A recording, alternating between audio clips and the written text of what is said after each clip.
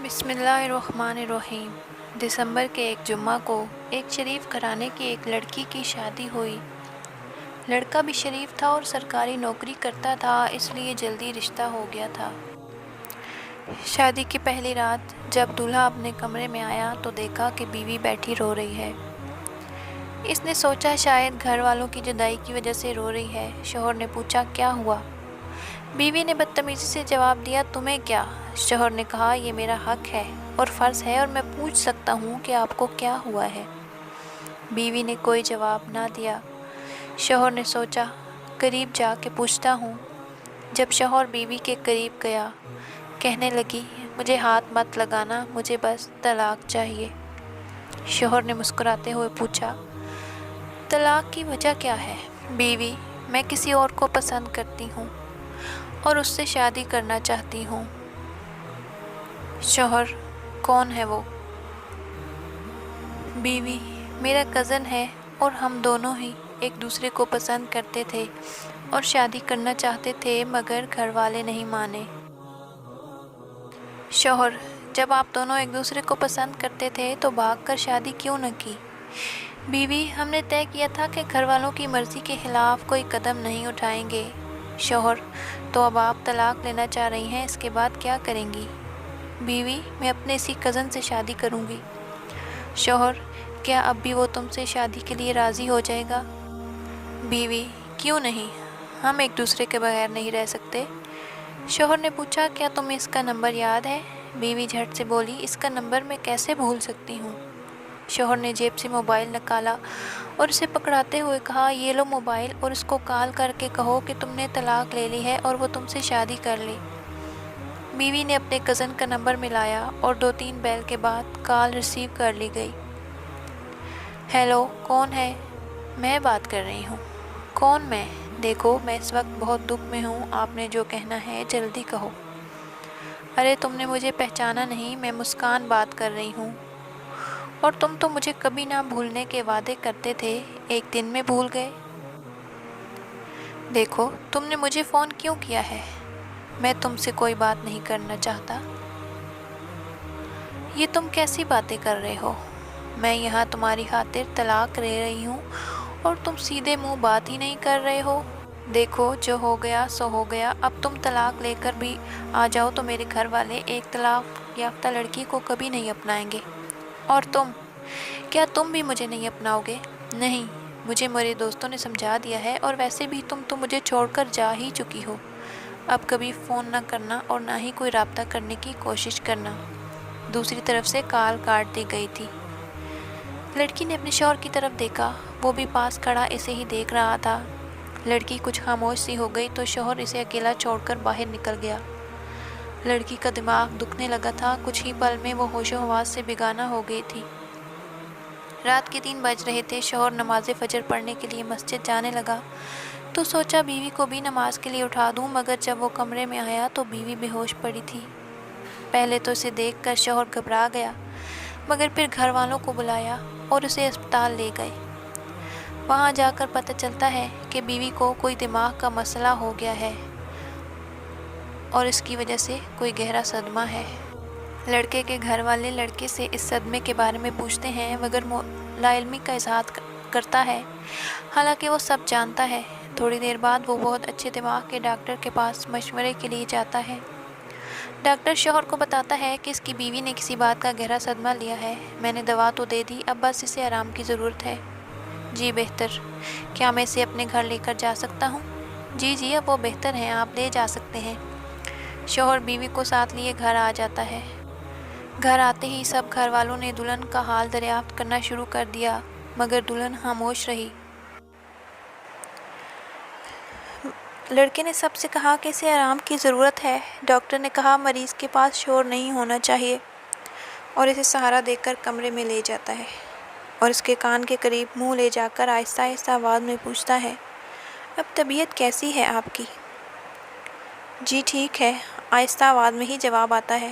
تھوڑی دیر کے بعد خاموشی کے بعد دلہن کہتی ہے کہ میں نے رات کو آپ سے بدتمیزی کی، اس لیے مجھے معاف کر دیں۔ شوہر ارے معاف کیا، تم زیادہ زور نہ دو دماغ پر۔ اور ہاں میں بھی ایک بات پوچھوں؟ جی پوچھئے۔ بیوی نے کہا، اب تمہارا آگے کیا ارادہ ہے؟ میرا مطلب ہے اب کیا چاہتی ہو؟ شوہر نے پوچھا۔ کچھ نہیں، بس اب مجھے زندگی نہیں چاہیے، اب مجھے زندہ نہیں رہنا، خودکشی کر لوں گی۔ بیوی نے کہا، خودکشی کیوں؟ کیونکہ جو گناہ مجھ سے ہوا ہے اس کی سزا صرف خودکشی ہو سکتی ہے۔ کون سا گناہ محترمہ؟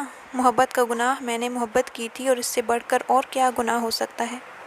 مگر محبت تو گناہ نہیں۔ محبت گناہ نہیں، مگر جب محبوب بے وفائی کرے اور خاص کر جب مرد بے وفا ہو تو محبت عورت کے لیے گناہ بن جاتی ہے۔ میں نہیں مانتا، اور بے وفا کوئی نہیں ہوتا مگر مجبور ضرور ہو جاتا ہے۔ میں نہیں مانتی مجبوری کو، بیوی نے کہا۔ اب تم اپنی ہی مثال لے لو، تم نے اپنے خاندان کی عزت کی خاطر محبت کو قربان کیا۔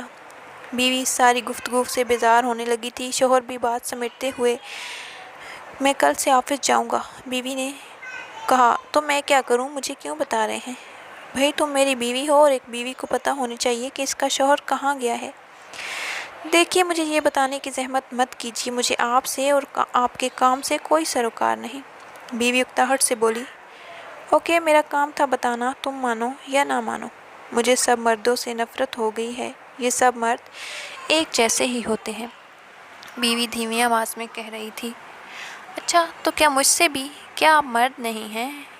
یہ بھی ٹھیک ہے۔ اچھا چلو مجھے یہ بتاؤ، کیا تم ان مردوں میں اپنے بھائی اور والد کو بھی شامل کرتی ہو؟ بیوی نے جواب دینے کے لیے منہ کھولا تھا کہ شوہر کے موبائل پر کان آنے لگی۔ وہ فون سنتا سنتا وہاں سے اٹھ کر باہر نکل گیا اور بیوی لیٹے لیٹے ہونے والی گفتگو کے بارے میں سوچنے لگی۔ شوہر کے موبائل پر آنے والی کال اس لڑکی کے والد کی تھی جو داماد اور بیٹی کا حال احوال دریافت کر رہے تھے، اور شوہر بڑے ہی ادب اور عزت سے ان سے بات کر رہا تھا اور انہیں کل گھر پر آنے کی دعوت بھی دی۔ جب فون سن کر شوہر واپس کمرے میں آیا تو بیوی نے پوچھا، کس کی کال تھی؟ شوہر مسکراتے ہوئے، آپ کو تو کوئی مطلب نہیں ہونا چاہیے اس بات سے، چلے میں بتا دیتا ہوں۔ آفس سے کال تھی، صبح ڈیوٹی پر جلدی جانا ہے، ویسے بھی رات ہو گئی ہے اور میں نے صبح جلدی نکلنا بھی ہے۔ اور اپنا کمبل اٹھاتے ہوئے صوفے پر لیٹ جاتا ہے جبکہ بیوی بیڈ پر لیٹی ہوتی ہے۔ جب شوہر سونے کے لیے لیٹتا ہے تو بیوی کی آواز آتی ہے، آپ نے میرے اور اپنے بارے میں کسی کو کچھ بتایا تو نہیں؟ کیا بتانا تھا؟ یہی کہ ہمارا بستر الگ ہے۔ ارے کیا ہو گیا، یہ ہمارا میاں بیوی کا معاملہ ہے، میں کیوں کسی کو بتاؤں گا؟ اب سو جاؤ اور صبح مجھے فجر کے لیے اٹھا دینا۔ بیوی کے منہ سے بے اختیار جی نکل جاتا ہے۔ جب صبح فجر کے وقت شوہر کی آنکھ کھلتی ہے تو بیوی پہلے سے وضو کر کے جائے نماز بچھائے نماز پڑھ رہی ہوتی ہے۔ شوہر بھی وضو کر کے نماز کے لیے جاتا ہے۔ جب واپس آتا ہے تو بیوی ابھی بھی جائے نماز پر بیٹھی زاروں کے تار روتے ہوئے دعا مانگ رہی ہے۔ دعا سے فارغ ہو کر وہ کچن میں کچھ پکانے کے لیے جاتی ہے اور شوہر یہ سب حیرانی سے دیکھ رہا ہوتا ہے۔ بیوی ناشتہ شوہر کے سامنے رکھتے ہوئے کہتی ہے، میں آپ سے کچھ بات کرنا چاہتی ہوں۔ جی بولیے، شوہر نے خود کو سنجیدہ ظاہر کرتے ہوئے کہا۔ میں بہت بری ہوں نا؟ جی نہیں، آپ تو بہت اچھی ہیں۔ دراصل میں ایک غلط عورت ہوں، میں نے محبت جیسے غلطی کی ہے، مگر آپ تو شریف گھرانے کے شریف النفس مرد ہیں، آپ تو مجھ جیسی لڑکی کو قبول نہیں کریں گے۔ اگر آپ مجھے معاف کر دیں تو؟ ارے کیا ہو گیا ہے؟ میں نے تم سے نکاح کیا ہے اور تم میری عزت ہو، میں ہر حال میں تمہاری حفاظت کروں گا۔ تم نے جو غلطی کی اس کی تم نے معافی مانگ لی، اور معاف کرنا تو میرے رب کی صفات میں سے ہے۔ میں نے تمہیں معاف کیا، اور جب تم سچے دل سے توبہ کر رہی ہو تو میں کیوں اپنی عزت کو رسوا ہونے دوں؟